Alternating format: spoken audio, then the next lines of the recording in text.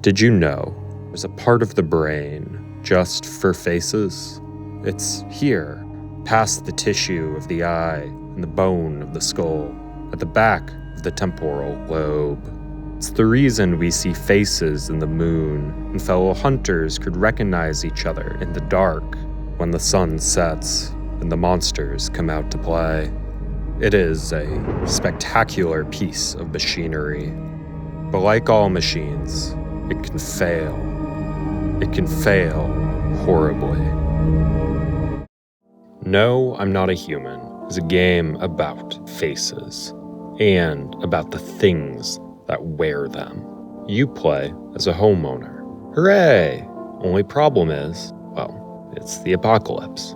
Oh well, it evens out. By night, people show up at your door, seeking refuge from the super hot sun. You watch their strange, discolored faces through the peephole, choosing whether or not to let them in. And by day, you examine them. See, in addition to the burning temperatures, are skinwalkers called visitors, who take on the appearance of people to infiltrate and feed and... So a few times a day, you are able to examine these people to make sure you've let the right ones in. You pull back mouths, looking for perfect veneers and bloody gums. You pull open eyes, staring into pupils for redness or movement or anything that might be wrong. You pry open ears and hope nothing crawls out. These examinations are crude and undignified. People are often scared to show you, and yeah, I'd be scared too if a dirty and paranoid man demanded to pull back my lips and stare at my teeth. But you have to let people in, and you have to examine them. Too few people, and this knockoff Judge Holden breaks down your door. Too many visitors, and you wake up to find your favorites turned into trash bags. You need to make choices, but every mechanic in the game is designed to make you question your own judgment. Faces warp through the peephole, ears too big, smiles too crooked. The news broadcasts that tell you what to look for contradict themselves. That is, when they're not glitching. Bloodshot eyes could mean that a person is a visitor, here to kill you, or that they've spent days looking for refuge. Perfect teeth could mean they want to gnaw into your soft flesh, or they had a dentist appointment last Tuesday. The apocalypse demands empathy. The apocalypse makes empathy impossible. No, I'm Not a Human is a game about a lot of things, but in the government broadcasts and hazmat suit response, it reminds me most of the COVID-19 pandemic. It invokes the same invisible threat, where a friendly face can hide an unknown danger, and an act of kindness can still end with you in a body bag. Like most people, I started the game friendly, trusting that I would know who to let in and solve the rest later. But as the game went on, I got cold. I'd see a face through the peephole and think, it's not worth the effort. The faces got cold, too. Does this husband speak for his wife because her tongue has been replaced by the cold skin of an alien, her face forced into a permanent frown? Or is it because he hits her and she is simply too afraid to speak? Does it even matter? Is the apocalypse worth surviving if this is what we're left with? It's easy to imagine, even if the visitors never came, that the door might slam shut anyway. When you think someone is a visitor, you shoot them. Sometimes they'll beg, sometimes gloat, but either way, you'll be left with their corpse in the room, rotting and intact. All except for a face.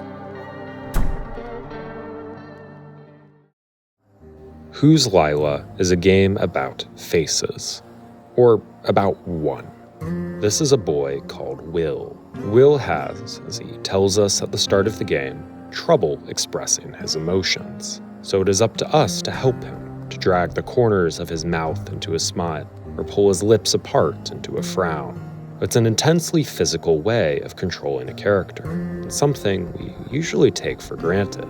In the vast majority of games, interacting with other characters takes the form of dialogue choices or skill checks. We choose the words, and the face follows them. Form follows function. But controlling Will's face forces you to examine how many moving parts that actually involves. A frown is not just a frown.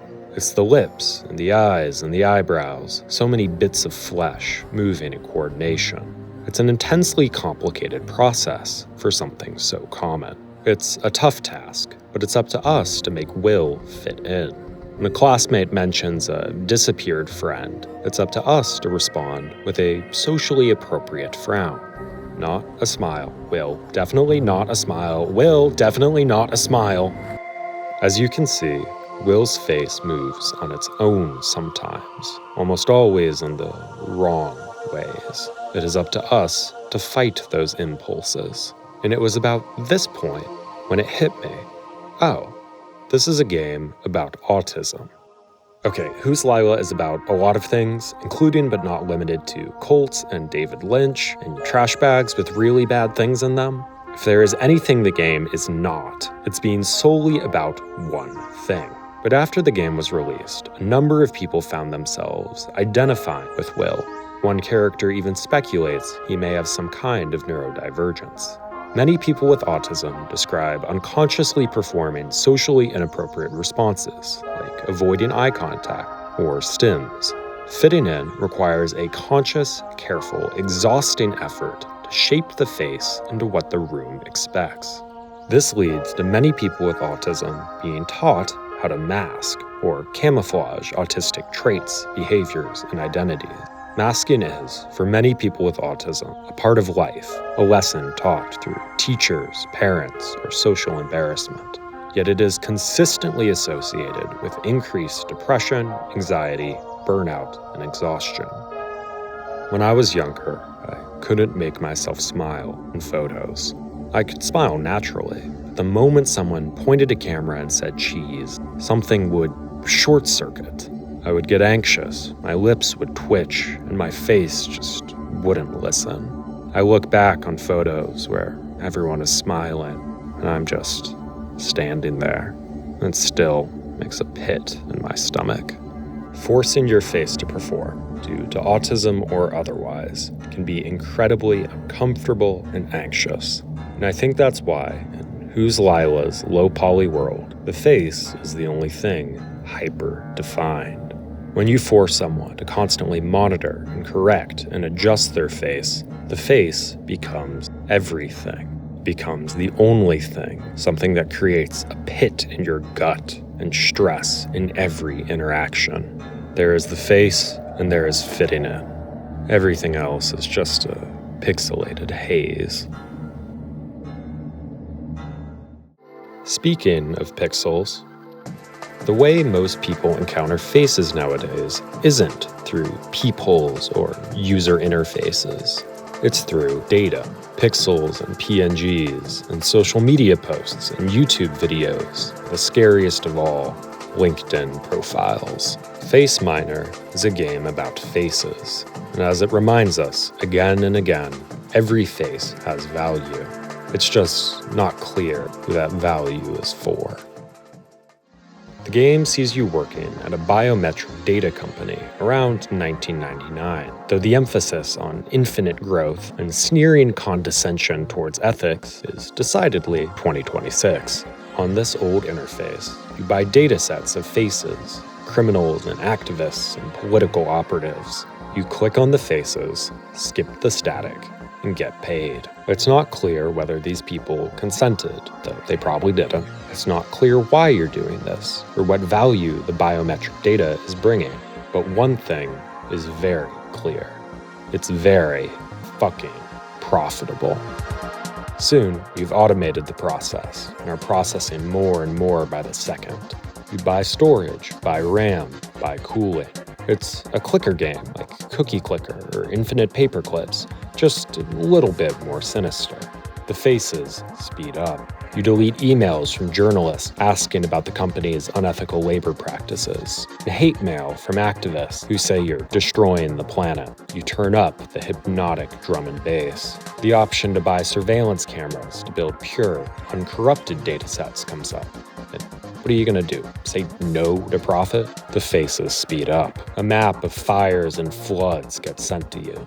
It shows the destruction of whole states. But you don't live in those states, so you close it. The faces speed up. By the end of Faceminer, the world is burning. My generators pump more and more pollution into the air and water. I could offset it with trees or carbon credits, but why would I? It's cheaper to tank the tax and keep on growing.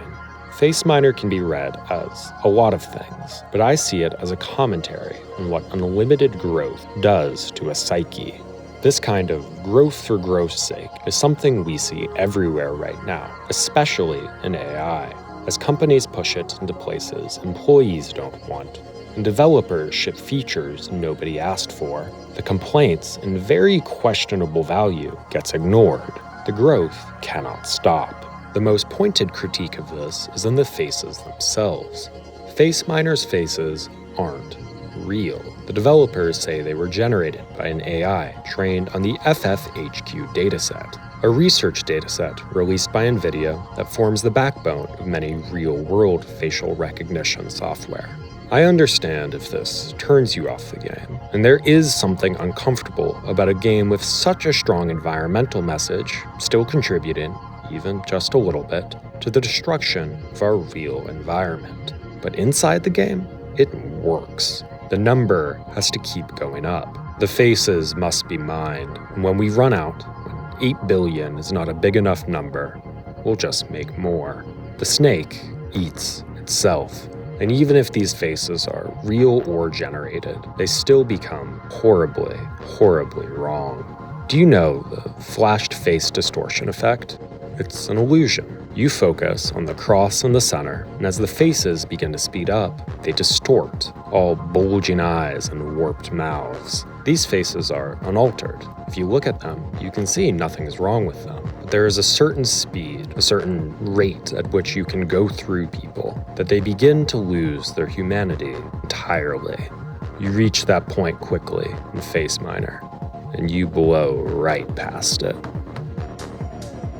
Near the end, when the world is burning, my surveillance hub is everywhere, and the drums are louder and louder, and the fires just keep on raging, I glance back to the processor in the center. I can't even see faces anymore. I minimize the tab, and I stop the music. I close my eyes, and all I can hear is the clicks, and they're terrifying. There are so many ways of looking at a face. Some you scrutinize for signs of something wrong. Some you drag into shapes it doesn't want to make. Some you stop seeing altogether. Each face demands you look closely. Each makes you trust what you see a little less. A threat or anxiety or a data point where there used to be a person. I wish this were limited to games. But in 2022, a study found that not only are AI-generated faces indistinguishable from real ones, they are also rated as more trustworthy. And as this technology becomes both more widespread and more advanced, I doubt this is going to get any better. A face is the first thing we search for love, and the first thing we search for danger. Our brains evolved over millennia to seek them out, to see them in everything, because a face meant human. They are what kept us alive in the dark. But each of these games shows us, in a terrifying way, that we're all in the dark now. And it's very, very lonely.